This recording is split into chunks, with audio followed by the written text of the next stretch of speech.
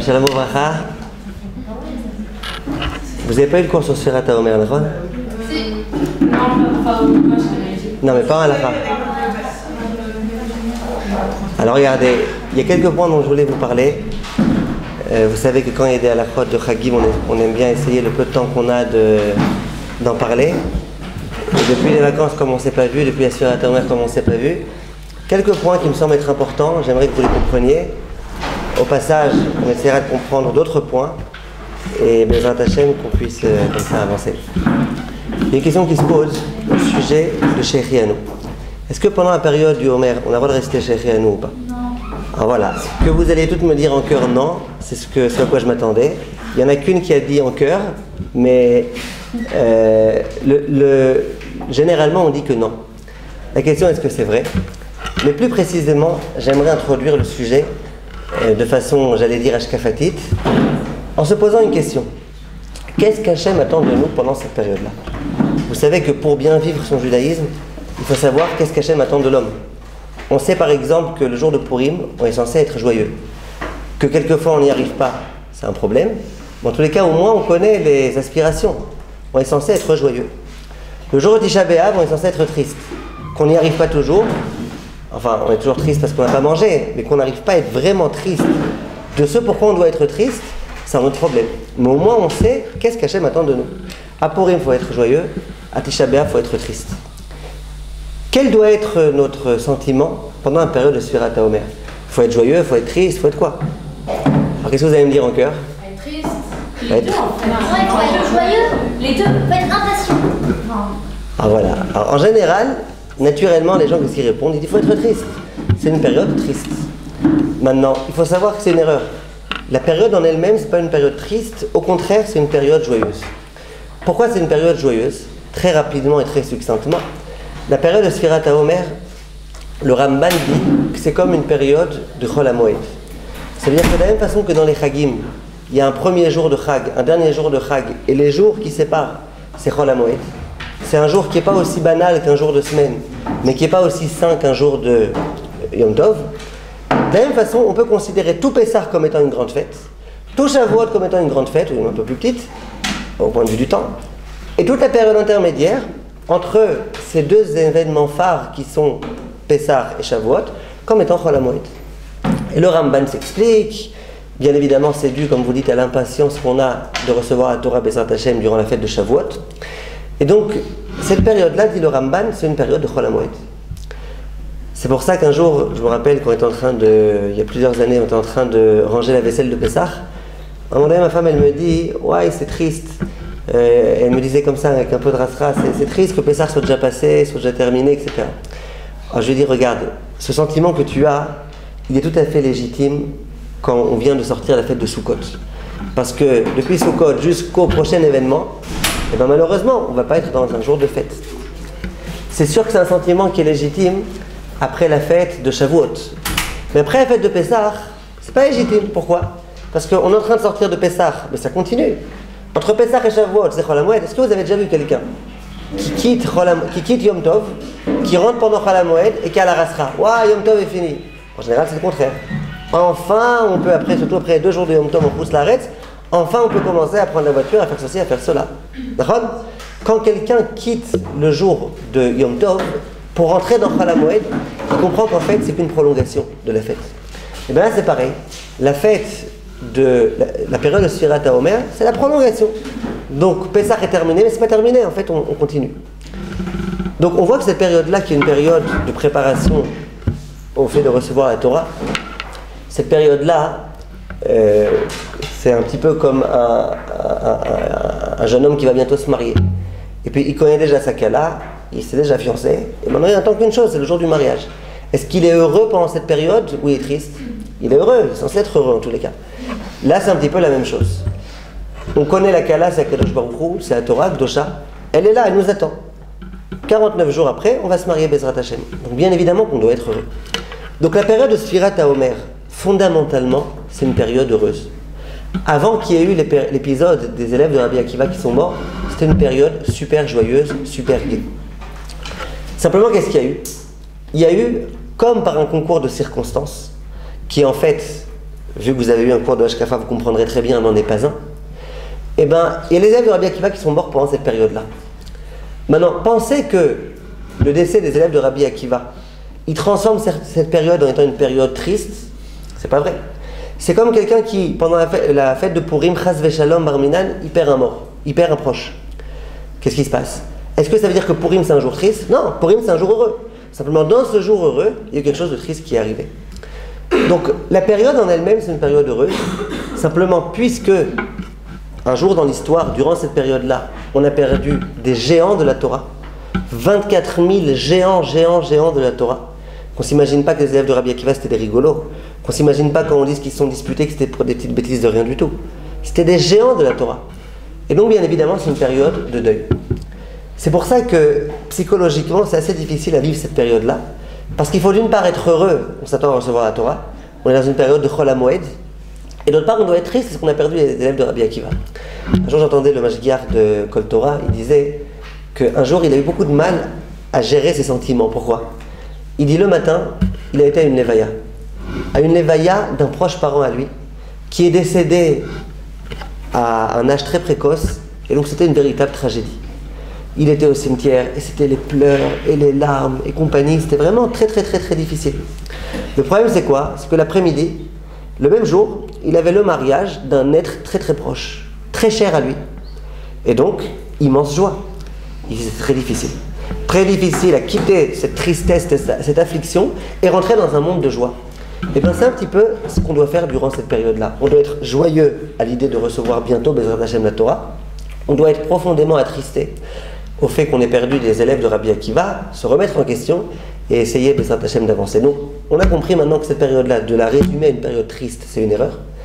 De penser que c'est une période qui est que heureuse, c'est une erreur. C'est une période dans laquelle il y a cette double dimension. Maintenant, en ce qui concerne Shechianu, est-ce qu'on a le droit de réciter Shechianu ou pas? Alors, il y a un des poskim qui a voulu écrire qu'on n'a pas le droit. Pourquoi? Quand on étudie un petit peu les décisionnaires qui traitent du problème de Sfirat HaOmer, ils ne parlent pas tellement de Shechianu. Il n'y a aucun posek, quand je parle des poskim de l'époque de Shulchan Aruch et compagnie, il n'y a aucun grand posek qui s'est exprimé et qui a dit non, on veut interdire de dire Shechianu. Où est-ce qu'il y a des poskim qui ont interdit de dire Shechianu? Pendant la période des 3 semaines, entre Shiva Asar Betamuz et Tisha B'Av. Là, il y a effectivement des poskim qui ont dit il ne faut pas dire Shechianu. Il y a un des posek qui a dit eh ben venez, on extrapole un petit peu. Si on a dit que pendant la période des 3 semaines, qu'il y a une période de deuil parce qu'on a perdu les Beth Amikdash, eh ben il ne faut pas faire Shechianu. C'est une période de deuil. Et bien, de la même façon, quand on porte le deuil des élèves de Rabbi Akiva, il ne faut pas faire Shechianu. Est-ce que c'est une démonstration logique? Ben non. Pourquoi? Parce qu'on a aussi l'événement heureux. Bien fait. Mais d'abord, c'est à peu près logique pour l'instant, à part ce que vous dites. A priori, c'est logique. On a vu à un endroit à propos du deuil qu'on dit ne fais pas Shechianu. Ça veut dire que pendant ces périodes tristes et de deuil et compagnie, il ne faut pas faire Shechianu. Donc si c'est comme ça, il en va de même dans notre Inyan. Vous êtes d'accord avec moi? Non, c'est quoi le problème? C'est quoi la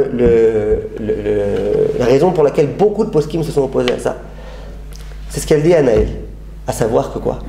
À savoir que pendant la période de Sfirat HaOmer, c'est pas une période qui est que triste. Les 3 semaines de deuil, c'est que triste.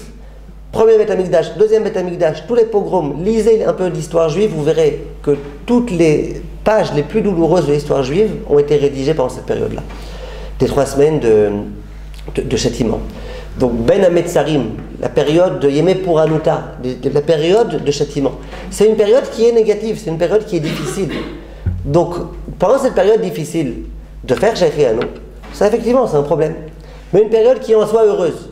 Simplement il y a un deuil. Bon, il y a un deuil, et ben, on va essayer de faire quelques xérotes. Par exemple, on n'a jamais vu qu'on n'a pas le droit de manger de viande pendant un Sfirat HaOmer. On n'a jamais vu qu'on n'a pas le droit de boire de vin. On n'a jamais vu qu'on n'a pas le droit de se doucher à l'eau chaude. Toutes les choses qu'on a vues à propos de Tisha B'Av, elles ne sont pas avérées à propos de Sfirat HaOmer.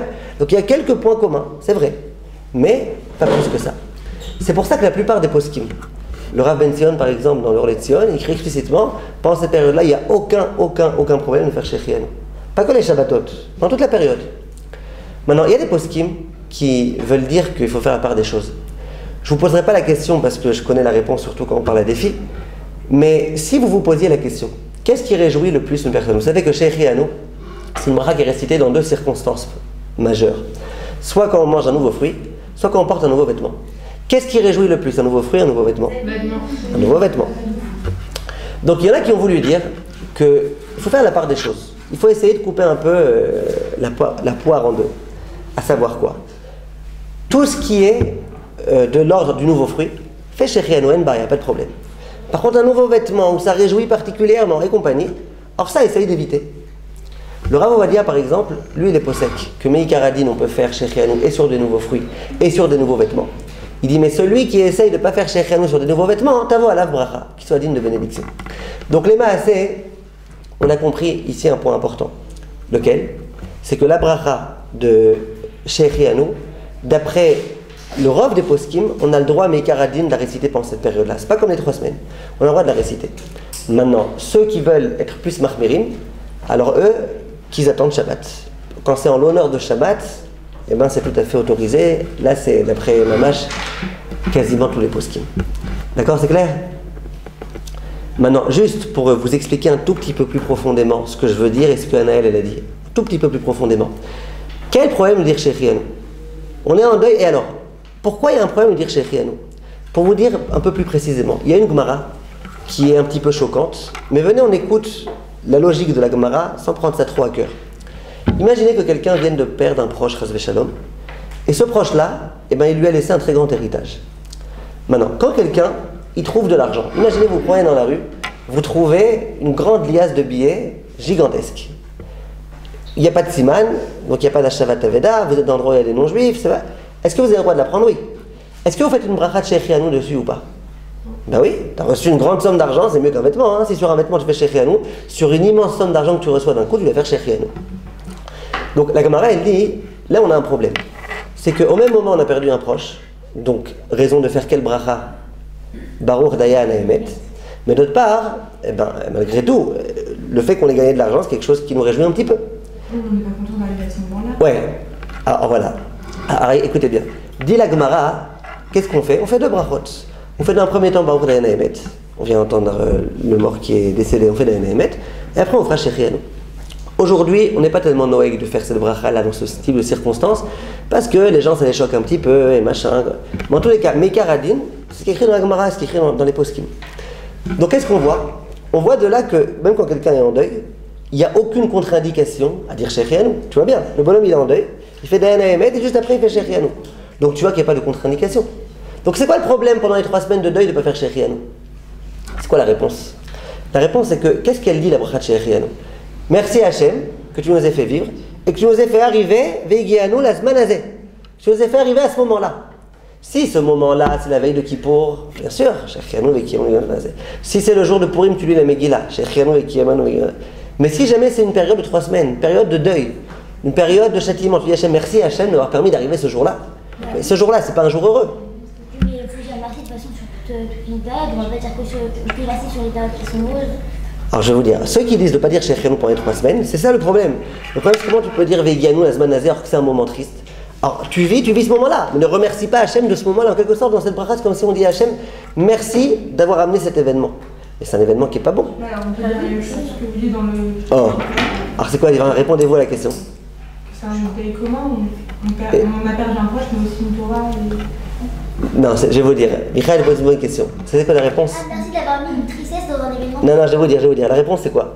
La réponse c'est que, quand on parle de Zman, ce temps-là, vous êtes d'accord que ce temps-là c'est un temps qui est négatif? Le moment des 3 semaines? Oui. Donc quand quelqu'un a perdu un proche, imaginez quelqu'un a perdu un proche à Purim. Le temps il est négatif? Le temps il est triste? Non, le temps il est heureux. Le temps c'est Purim. Dans Purim, qui est un temps heureux, il y a eu un événement qui était triste. C'est pas de la philosophie, hein, c'est pas chaud de comprendre. Le temps en lui-même, il est heureux. Donc, que quelqu'un le jour de Purim me dise merci Hachem d'être arrivé à ce jour-là, le jour, il n'y a pas de problème. Quand je dis ce jour-là, je ne dis pas ce jour-là où mon père est mort, je dis ce jour-là, cette période-là.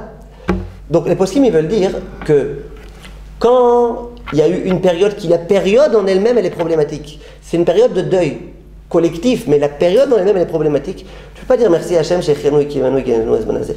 Quand par contre quelqu'un est en deuil, il peut dire l'Azmanazé. Il ne fait pas allusion à Azmanazé où mon père est mort. Il fait allusion à l'Azmanazé à ce temps-là. Donc c'est ça la différence. Si on comprend bien ça, on peut comprendre juste, finis ma phrase, on peut juste comprendre que quoi? Que pendant la période du Sfirat HaOmer, où la période en elle-même elle est gaie, elle est heureuse, n'était-ce le problème des élèves de Rabbi Akiva. Donc il n'y a pas de raison d'éviter de dire Shechianu Vekimanu Veganu à ce moment-là. Oui. Moi je comprends pas parce que quand on fait Shechianu, c'est pour l'habit ou le fruit, c'est pas pour la période. Ou alors c'est pour le moment où j'ai cet habit ou le fruit, donc c'est pas du tout lié avec la période, donc pourquoi on pourrait pas dire merci? À quel moment? Je vois pas pourquoi on pourra pas faire la bracha alors que c'est. Ouais, vous avez raison, vous avez raison. Au moment de la période, c'est par rapport au fruit. Vous avez raison. Et Revet Miriam, elle dit quand je dis Shechianu par exemple pour la Megillah, c'est sur une période. Quand je dis Shechianu le jour de Kippour, c'est sur une période. Mais quand je dis Shechianu sur un nouveau fruit, c'est pas une période. Vous avez raison. Très bonne question.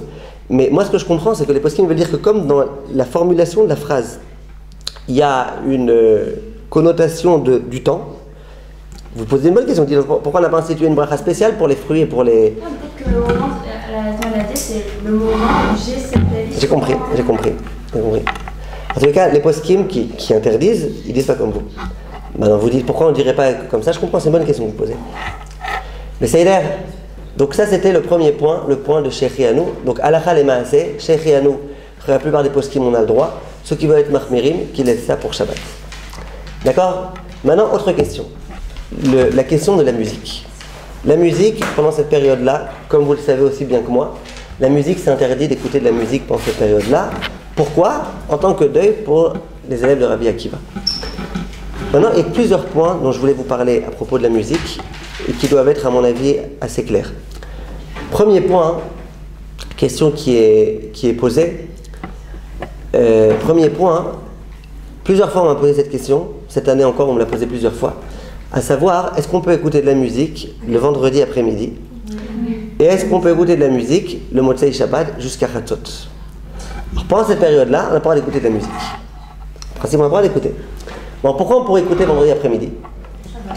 Parce que comme tu rentres dans ton service de Shabbat, et qu'il y a malgré tout, quelques retombées même dans la halakha, par exemple, à Mincha et Rev Shabbat, on ne fait pas Tachanoun. Alors que Shacharit, vendredi matin, on fait Tachanoun. Donc tu vois bien que tu rentres dans l'atmosphère de Shabbat. Et c'est clair, et c'est écrit dans Chazal, dans plusieurs endroits, que vendredi après-midi, il y a des hashpaot particulières. Donc peut-être qu'on pourrait dire que l'interdiction d'écouter de la musique, elle ne concerne pas cette période-là. Même question Motzei Shabbat. Motzei Shabbat, jusqu'à Chatzot Alayla, tu vois que tu peux encore faire Melavé Malka jusqu'à Chatzot, tu vois qu'il y a un lien important, que jusqu'à Chatzot, tu restes encore dans les Inyanim. D'où la question, est-ce que tu peux réciter, est-ce que tu peux écouter la musique à ce moment-là? Donc ça c'est une question qu'on me pose souvent, j'aimerais vous dire la réponse que je pense être la plus vraie, et comment on fait dans un cas pareil. Quand on étudie les... Qu'est-ce que je veux dire là? Quand on étudie les... Vous dites quoi? Vous dites oui? Moi je pense personne qui a l'habitude, alors elle peut, c'est bon. Alors une seconde. Quand on étudie les poskim, le problème c'est quoi? C'est que les poskim, on va parler de ça. C'est-à-dire quand vous regardez dans le Shulchan Aruch, dans le Mishnah Berurah, dans les machins, personne ne parle de vendredi après-midi et de samedi soir. Maintenant, quand on est habitué à la halakha, on est habitué pas simplement à comprendre ce qui est écrit, mais à comprendre aussi ce qui n'est pas écrit. Ça veut dire le non-dit, comme on dit, le silence. Le silence des poskim, parfois, il est interpellant. Quand vous regardez en plus tous les poskim Zmanenu, Rav Eliashiv, Rav Auerbach, machin, ils aiment bien dire ce cas-là et ce cas-là et machin. Ils aiment bien faire des chiloukim, mais ça oui, ça non. Et puis là, d'un coup, tout le monde se tait. Donc, le silence des poskim, il laisse entendre qu'ils n'ont pas voulu autoriser. Il y a une question qui a été posée, est-ce que pour la mimouna, pour les Marocains qui font la mimouna, est-ce qu'on a le droit de le faire ou pas? Il y en a qui ont voulu autoriser.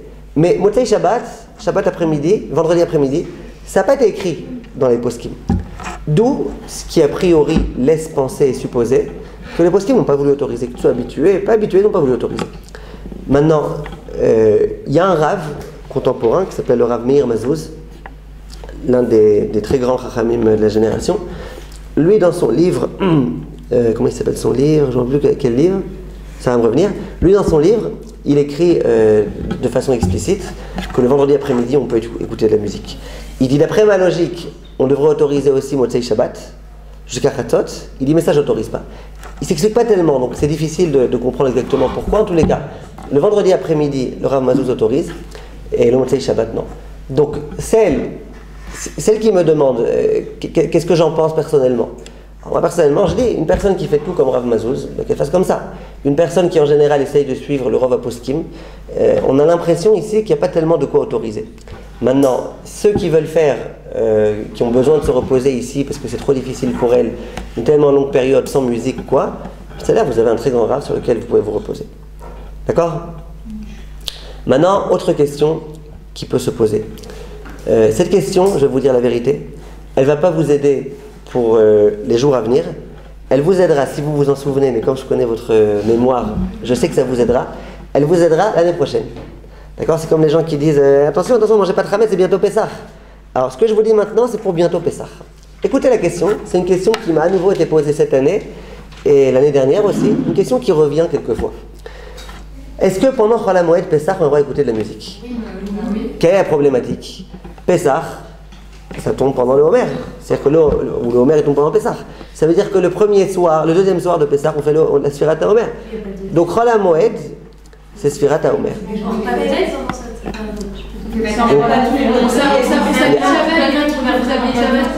Quelqu'un qui a perdu un proche, Radécham, il n'a pas écouté de la musique pour Chol HaMoed. On dit que c'est comme la Tara, on s'habille du Shabbat. Que quoi? On s'habille du Shabbat. J'entends pas. On s'habille du Shabbat. Chol HaMoed, c'est un peu. Non, c'est un peu. Chol HaMoed, c'est un peu moins que Shabbat. Hein? De quoi? Ouais. D'accord. Donc, il y a des lois de deuil qui sont pour Chol HaMoed. Il y a des lois de deuil, oui. Non, mais la loi de... Alors c'est la question. Mais ne pas se marier, de toute façon, pour Chol HaMoed, on n'a pas le droit de se marier. Parce qu'on n'a pas le droit de se marier de toute façon, mais pas pour ça. Parce que El Me'arvin Simcha Besimcha. On veut que l'homme il soit complètement concentré dans la Simcha du Moed et pas partagé dans sa Simcha. En tous les cas, écoutez bien. En tous les cas, donc la question qui se pose. Maintenant, pour que vous voyez que je ne raconte pas des histoires, il y en a un qui m'a appelé cette année, un élève à moi. Il m'a appelé de Natania. Lui, il adore jouer de la guitare. Il adore ça. Maintenant, il me dit, donc il m'appelle à un moment donné. Il me dit, regarde, est-ce que je peux pas en Chol HaMoed, Ychvod HaChag, machin, Simchat HaChag, est-ce que je peux jouer la guitare? Il me dit, parce que je vais te dire la vérité. J'ai cherché dans tous les écoutes Yosef, j'ai pas vu qu'il parlait de ça. Il me dit, j'ai demandé à un rave là-bas à Natania, mais que c'était un sourd. Alors je lui ai dit, regarde, je vais te dire toute la vérité et rien que la vérité. Tout d'abord, ce cas-là, il ne figure pas dans l'écoute Yosef, parce que je vous répète, il y a des cas, vous pouvez trouver en 2 minutes. Si votre question c'est est-ce qu'on a le droit Shabbat de bouger un ventilateur, c'est mouxé, pas mouxé, vous verrez, en 2 minutes vous avez la réponse. Vous ouvrez les poskim, en 2 minutes vous avez la réponse. Ce cas-là, à nouveau, il n'est pas clair. Il n'a pas été traité vraiment en long, en large et en travers. Écoutez, la musique après la moitié. Donc, que le Écoute Yosef il n'en parle pas, peut-être même qu'il en parle dans une petite note que tu n'as pas vue, mais en tout cas, les poskim ils n'ont pas fait de simple. Maintenant, parlons du sujet. Je vais dire, regarde, il y a écrit dans le Sharet Tshuva, l'un des grands poskim, il y a écrit les mots suivants. Je vous dis dans les mots par cœur. Il y a écrit Chol HaMoed, c'est permis d'écouter de la musique. Chol HaMoed. Mais dans quel livre? Sharet Tshuva. Donc, s'il y a écrit Chol HaMoed qu'on a le droit d'écouter de la musique, eh ben on a répondu. On a le droit d'écouter de la musique. Maintenant, il y a des poskim qui se sont amusés à dire, vous me direz ce que vous en pensez. Voilà. Il y en a qui ont voulu dire, peut-être que ce qu'on autorise à dire, c'est uniquement pendant Chol HaMoed Sukkot, où il n'y a pas le problème du Homer qui vient se greffer. Mais pendant Chol HaMoed Pessah, où il y a le problème du Homer, on n'a pas le droit d'écouter de la musique. Comme ça, il y en a qui ont voulu dire. Est-ce que vous acceptez? Ça n'aurait pas été mentionné, Que quoi? Ça aurait pas été dit, Bah oui, Qu'est-ce qui n'aurait pas été dit? c'est obligé que ce soit permis. Bah oui. Ah oui. Donc ils ne seront pas obligés de dire que c'est permis. Il a fait. Alors regardez, deux points qui, je suis d'accord avec vous. Premier point, des Chol HaMoed, il n'y en a pas 200, il y en a 2. Chol HaMoed Sukkot, Chol HaMoed Pessah. Maintenant, quand on est le Sharet Tshuva, on connaît un petit peu la responsabilité qu'on a quand on écrit des psakim. On sait que les gens ils vont commencer à faire des dioukim. C'est pas possible que tu écrives à Chol HaMoed, on va l'écouter de la musique, si tu parles que de Chol HaMoed Sukkot, pas Chol HaMoed Pessah, sans préciser l'inverse. En sachant toutes les répercussions tragiques qu'il risque d'y avoir de gens qui vont comprendre ce que tu as écrit de façon intelligente sans faire de chiloukim. Donc, premier problème. Deuxième problème, si vraiment on parle de Chol HaMoed, Sukkot, on n'aurait pas le droit. Si tu me dis qu'on parle de Chol HaMoed Pessah, il y a un problème de Homer, hein, donc je pourrais entendre que c'est interdit, tu me dis que c'est permis. Mais si tu me parles de Chol HaMoed Sukkot, pourquoi on aurait dit que c'est interdit? Tu vas me dire que Chol HaMoed, on pourrait faire des melachot, c'est-à-dire, mais tu comprends bien que c'est pour la Simchat HaChag. Donc ces deux raisons-là, elles font penser et elles font dire à certains des poskim Zmanenu que tout Chol HaMoed compris, à savoir Sukkot et Pessah, c'est autorisé. Et c'est comme ça, comme vous m'avez dit au tout début, cette fois-ci vraiment au cœur, c'est comme ça le Minhag Israël. Minhag Israël, c'est d'autoriser une telle chose. D'accord? Maintenant, venez, on continue encore un tout petit peu. Que se passe-t-il avec la musique a cappella? Est-ce que la musique a cappella c'est permis, c'est interdit, etc. Vous savez c'est quoi la cappella? Vos vocalises. Ça dépend il y a plusieurs styles. Ah voilà, il y a plusieurs styles. Il y a un style, c'est mamache, sans rien du tout, sans instrument, un bonhomme qui chante, bon ça va, ça c'est pas de la musique. Maintenant il y a aussi a cappella, où vous avez visiblement 35 gugus qui sont comme ça, en train de faire comme ça, et vous avez l'impression d'être au combat, je sais pas où. Donc ça c'est sûr que c'est différent. Je me rappelle une fois j'étais à un mariage d'un Ashkénaze. Ça arrive. Maintenant, les Ashkénazim, quand ils se marient à Yerushalayim, ils ne mettent pas d'instrument, un seul instrument.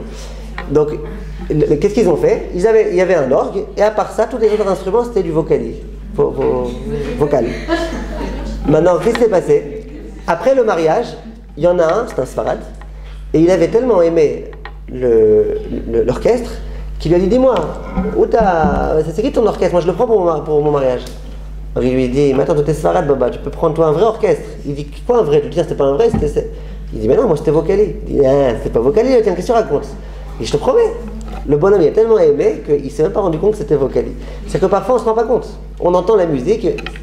Maintenant regardez, maintenant écoutez bien, j'aimerais vous dire maintenant quelque chose d'important. Quand on parle de halakha, il y a deux façons de voir les choses. Une première façon de voir les choses, c'est la halakha elle-même. La halakha, halakhiquement parlant, qu'est-ce qu'on peut dire? Il y a une deuxième chose, c'est l'esprit de la halakha. Je m'explique. Si on vient se poser la question de façon ilkhatite, est-ce qu'on peut écouter la musique vocali? Je peux vous faire maintenant un pile-poule pendant 10 bonnes minutes pour essayer de vous prouver qu'on aurait le droit. Qu'on aurait le droit. R.A.I.T. Pourquoi? Parce que, regardez, par exemple, on peut dire la chose suivante. On peut dire à l'époque de Chazal, où il y a l'institution qui a été faite de ne pas écouter de musique, il n'y avait pas de vocali à l'époque. Donc sur quoi on a institué? On a institué que sur la vraie musique, avec des instruments. Donc dès lors qu'on a institué que des vrais instruments, eh ben, le vocaliste n'était pas inclus. Donc si ce n'était pas inclus, on ne va pas maintenant aujourd'hui venir et rajouter des nouvelles xérotes. Vous comprenez? Si on parle ilkhatiquement parlant, on peut essayer d'avancer des raisons pour pouvoir autoriser ces choses-là. Maintenant il faut savoir que dans la halakha, et ça je vous demande de retenir pour toute votre vie, il n'y a pas que la halakha en elle-même. Il y a aussi l'esprit de la halakha. C'est quoi l'esprit de la halakha? L'esprit de la halakha, c'est que pourquoi Chachamim n'ont pas voulu qu'on écoute de la musique? Parce qu'ils n'ont pas voulu qu'on se réjouisse. Mais tu es d'accord que s'il y a une musique qui te réjouit autant qu'une autre, mazé méchané, que ce soit des vrais instruments ou des faux instruments, t'as rien, ça te réjouit. T'es en deuil ou t'es pas en deuil? Tu fais des chorchements ou tu... Vous comprenez ce que je veux dire? Ça, c'est l'esprit de la halakha. Pour vous donner qu'un exemple. Un exemple qui est très parlant, qui est un petit peu épineux, mais c'est pas grave. Un exemple très parlant. La perruque. Mais je ne parle pas de n'importe quelle perruque. Il y a des perruques qui sont, à ce qui paraît, 10 fois plus jolies que les cheveux naturels d'une jeune fille. Donc la jeune fille, jusqu'à présent, c'était pas la fin du monde si quelqu'un la regardait, elle n'était pas encore mariée, c'était pas Échetiche. D'un coup, où elle devient mariée, et maintenant c'est Hachem Yerachem si quelqu'un la regarde, d'un coup elle devient bombe atomique. Bizarre, non? C'est un problème. C'est ça l'esprit de la halakha. L'esprit de la halakha, c'est de dire maintenant que tu es marié et que tu es échetiche et que tout homme qui te regarde, eh ben, il va au Gehinom. Mais maintenant, vas-y, fais-toi provocatrice et machin. C'est ça l'esprit de la halakha. Alors vous allez me dire, oui, mais si on parle ilkhatiquement parlant, on peut dire c'est pas ses vrais cheveux, machin. Vous comprenez ce que je veux dire? Vous comprenez ou pas? Une fois, il y avait une dame qui était invitée à des Sheva Brachot. C'est des Sheva Brachot de deux familles très charédiotes, donc tout le monde était charédi là-bas. Et puis il y a une dame qui était là-bas assise à table, donc avec des gens de la famille. Mais elle ne connaissait pas tout le monde. À un moment donné, il parlait, machin, etc. Et puis, il y avait une jeune fille qui était face à cette dame-là. Alors, cette dame-là, elle a raconté cette dame-là. Elle dit, moi, j'ai vu la jeune fille, je lui ai dit, Bekarov etzler, Bezrat Hashem, toi aussi, on va se réjouir. La jeune fille, elle dit, mais attends, moi, ça fait 3 ans que je suis mariée. Excuse-moi. C'est-à-dire qu'elle avait une perruque tellement naturelle qu'on croyait que c'était une jeune fille. En tous les cas, à part la fadicha qu'elle a causée à la dame, elle s'est faite la plus grande fadicha elle-même. Parce que c'est pas comme ça que... c'est pas l'esprit de la halakha. Donc ça retenez, dans la halakha, il y a la halakha et il y a l'esprit de la halakha. Maintenant, oy vavoy ceux qui se servent de l'esprit de la halakha pour tordre la halakha. Parce que cette semaine, j'ai entendu quelqu'un qui m'a raconté qu'on a posé la question il y a une personne, un Tamid Chacham, enfin entre guillemets, auquel on a posé une question. On lui a dit, dis-moi, on a oublié de faire la Sfirat à Omer. Il y a un homme qui est venu le voir, il dit j'ai oublié de faire Sfirat HaOmer toute la nuit et toute la journée du lendemain. Donc, dans la halakha, si vous étudiez la halakha, qu'est-ce qu'il y a écrit? C'est fini, les jours d'après, je ne fais plus la bracha. Alors maintenant, lui, ce chachmologue là, qu'est-ce qu'il fait? Ce chachmologue, il dit, moi on m'a posé la question, au début j'ai pensé dire qu'on ne peut pas. Il dit, mais après j'ai dit, mais non, vas-y, fais la bracha. Quand on va empêcher quelqu'un de faire une bracha, fais la bracha. Si je vais faire une bracha, fais la bracha. Le bon Dieu, il faut que tu fasses des brachas ou que tu ne fasses pas. Fais la bracha. Vous voyez, lui, il a cru que l'esprit de la halakha, il a tordu la halakha. Ça sort, c'est grave ce qu'il a dit cet homme-là de faire. Vous comprenez? Il y a la halakha, il y a l'esprit de la halakha. Donc, voilà pourquoi, si c'est une a cappella un peu excitée, c'est un problème. Maintenant, vous allez me demander pourquoi dans les radios religieuses, entre guillemets, ils mettent ce genre de musique. Ça, c'est la réponse, c'est ce qu'on a l'habitude de dire, par exemple, à propos de la viande. Comment ça se fait que pendant les 3 semaines, il y a des restaurants cachers qui sont ouverts? Pourtant, à partir de Rosh Chodesh Av, c'est interdit de manger de la viande. Pourquoi les restaurants sont ouverts? Pour ça, il y a une réponse du Rav Moshe Feinstein qui explique. Et qui dit quelqu'un qui est religieux, mais pas au point de ne pas manger de viande pendant les 9 jours. Maintenant, si le restaurant kasher est fermé, où il va manger? Un restaurant pas kasher. Donc, qu'est-ce qui vaut mieux entre nous? Vaut mieux manger de la viande kasher pendant les 9 jours ou de la viande pas kasher pendant les 9 jours? Il faut manger de la viande kasher pendant les 9 jours. Ça, c'est un minag, un machin, et ça, c'est de waïda, vous comprenez? Donc, il vaut mieux que les restaurants soient ouverts pour pouvoir permettre à ces personnes-là de faire moins mal, plutôt que... Là, c'est un peu la même chose. Si on ne met pas des musiques de ce genre-là dans ces radios, il y a beaucoup de gens qui vont aller écouter d'autres radios, dans lesquelles non seulement ce sera des vrais instruments, mais dans lesquels en plus, il va y avoir des graves problèmes de paroles, pas cachères, etc., etc. De base, je l'évitais. De quoi? De base, je l'évitais. De base, si on peut essayer d'éviter une musique trop excitée, je pense que l'esprit de la halakha, c'est qu'il vaut mieux éviter. Maintenant, ce que je veux vous dire aussi, et ça je tiens à vous préciser, il y a des cas dans lesquels des jeunes filles, parfois des jeunes hommes, sont dans une déprime. Maintenant, Bezrat Hashem, j'espère que ça vous arrivera jamais, mais ça peut arriver. Déprime, je ne suis pas en train de dire on a un petit bobo et ça fait mal. Il y a parfois une situation de déprime. Maintenant, je me rappelle une fois, j'avais une élève, elle était quasiment tout le temps déprimée. Mamache, mais déprimée, c'est déprimée, aller voir les psychologues, les psychiatres et compagnie. Et puis un jour, elle a perdu malheureusement son père, sa mère, et donc elle était en deuil. Maintenant, pour elle, déjà comme ça, elle avait une tendance à être déprimée. En plus, pour elle, c'était la seule chose qui pouvait un peu la réconforter d'écouter de la musique. Alors, elle m'a dit, qu'est-ce que je fais? Alors, je lui ai dit, dans ce cas-là, vous pouvez écouter. Pourquoi vous pouvez écouter? Parce que d'écouter de la musique pendant le deuil, c'est une interdiction que Chachamim ont instituée. On a un principe, bimkom choli lo gazru rabanan. Quand quelqu'un est malade, Chachamim n'ont pas été gozer dans ce cas-là. Maintenant, une maladie psychologique s'appelle aussi une maladie. J'en ai parlé avec le Rav Asher Weiss avant de vouloir malgré tout lui autoriser dans les Gdolei Hador.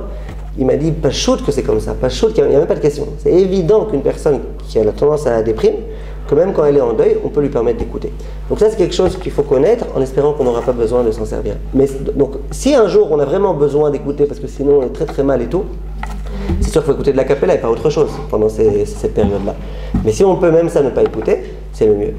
Je me rappelle une fois, dans ce séminaire précisément, j'en sais plus c'était quelle section, il y a des filles qui étaient venues me voir, elles m'avaient dit, on a eu un problème. On faisait de la zamba avec une méhaménette et il y a eu un grand balagan. Pourquoi? Elle nous a mis une musique. Nous on lui a dit, ici on est au séminaire du Rav Luria, on ne va pas mettre de la musique pendant Sfirat HaOmer. Et puis elle a dit, écoutez, pas de musique, pas de zamba.